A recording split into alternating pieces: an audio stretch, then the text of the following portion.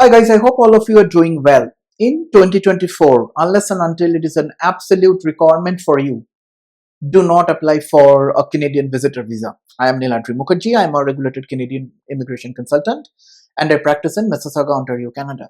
I know this statement is against my profession because as a process then probably we'll all get less clients, but that's okay because it is more important for you to understand from the perspective of getting yet another refusal on your profile, which is not nice for anybody. So unless and until you are a parent who has a genuine connection to Canada, let's say you're a parent whose son or daughter studies here in Canada, or your very close relative lives in Canada, and then you are also able to justify that you will indeed qualify under section 179, then apply for it.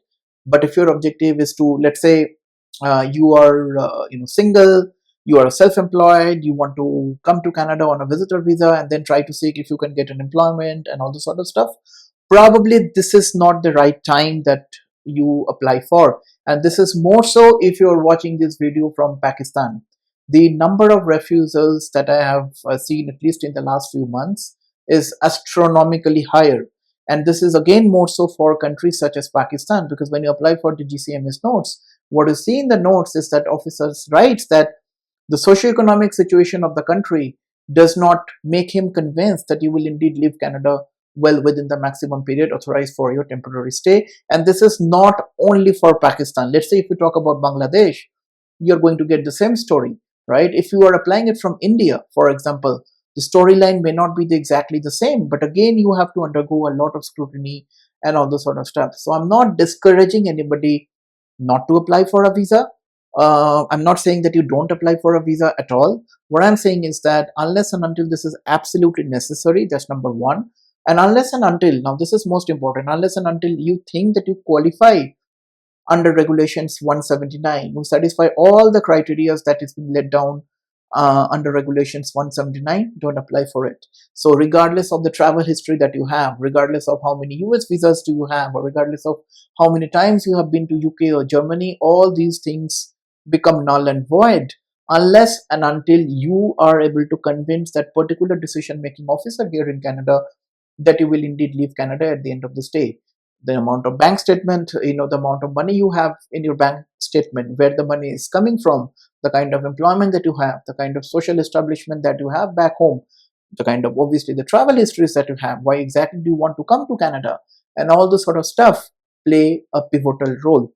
Another thing, do not waste your, I would say, time, money, and energy on booking flights like refundable flight tickets and refundable hotel bookings, etc., or even non-refundable ones, because the government categorically say that you should take care of all those after you receive the visa. So if you forcefully book a return ticket or book your hotel, that is not going to benefit your applications in any which ways. Whatever applications that we make, we never ask our client to to book the flights and hotels and everything. Again, if you're coming to attend a convocation, for example, it's a genuine reason, but that genuine reason is less important to the Canadian immigration officials as it is important for them to check whether you indeed satisfy regulations 179 or no.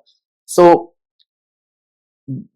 researching through internet and all this stuff is good, but my suggestion would be just read through regulations 179, understand if you qualify, and then make a decision if you want to apply for a visa to Canada or not. As an organization,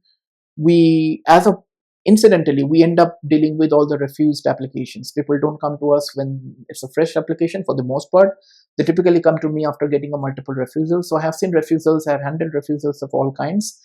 I'm not saying that every application was successful, but majority of it were. So if you like to assess your profile specific situation before deciding on even whether to apply for a Canadian visitor visa or not, maybe it's a good idea for you to hop into our website, book a relevant consultation, and we can go from there. Hope this helps. Bye now.